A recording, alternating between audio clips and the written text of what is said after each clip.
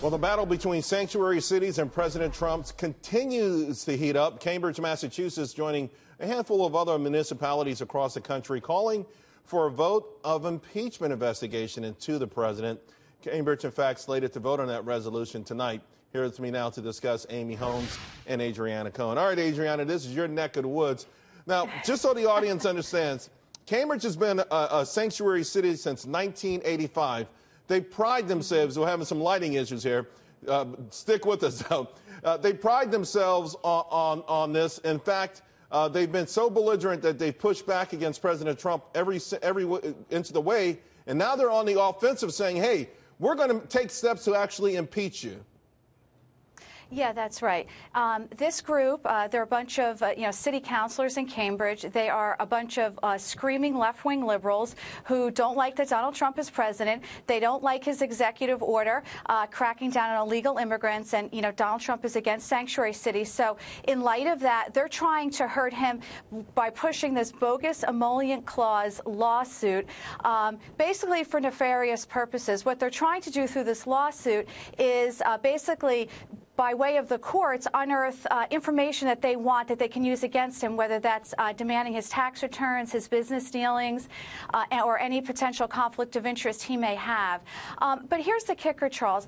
This bogus case just reeks with so much hypocrisy, because if these liberals in Cambridge truly cared about foreign governments and foreign entities influencing our government, why didn't they speak out against Hillary Clinton and Bill Clinton when they both took millions of dollars in speaking fees from foreign countries and foreign entities? Right. And why didn't they speak out against the Clintons with their foundation, who took millions of dollars from foreign nations? So the hypocrisy is just really on display for everybody to see. It is on display, Amy, but also I think it's the belligerence that blows me away. That these, whether it's a municipality, small cities, towns, states, saying to the administration, we don't care what your efforts are to rein in sanctuaries of criminals, we're going to fight you.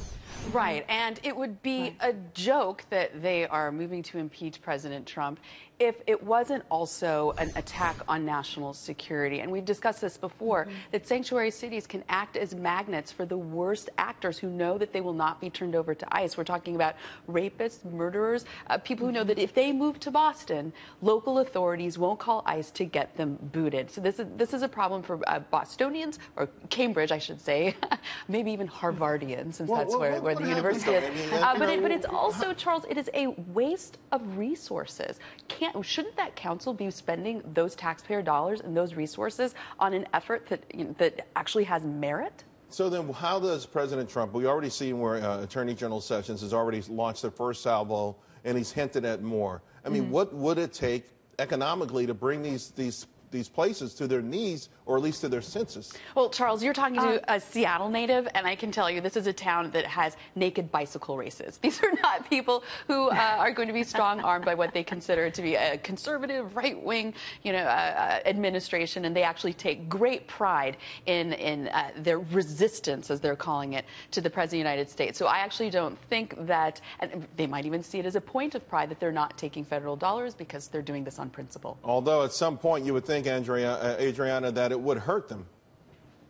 That's right. I wrote a column recently in the Boston Herald saying that in addition to the federal government blocking federal grants to sanctuary cities who, flagrantly flout our immigration laws, I also think that governors across, the entire country should follow Governor Abbott's lead in Texas and also cut off state funding to these rogue outlaw cities that are coddling criminals. Although so Massachusetts that would send a would be a 1-2 long shot, punch. right? Yes. Yeah. All right, even though don't we forget, have a Republican governor. Sure, Yes. don't forget that Elizabeth Warren is from Cambridge. All right, guys, thank you both very much.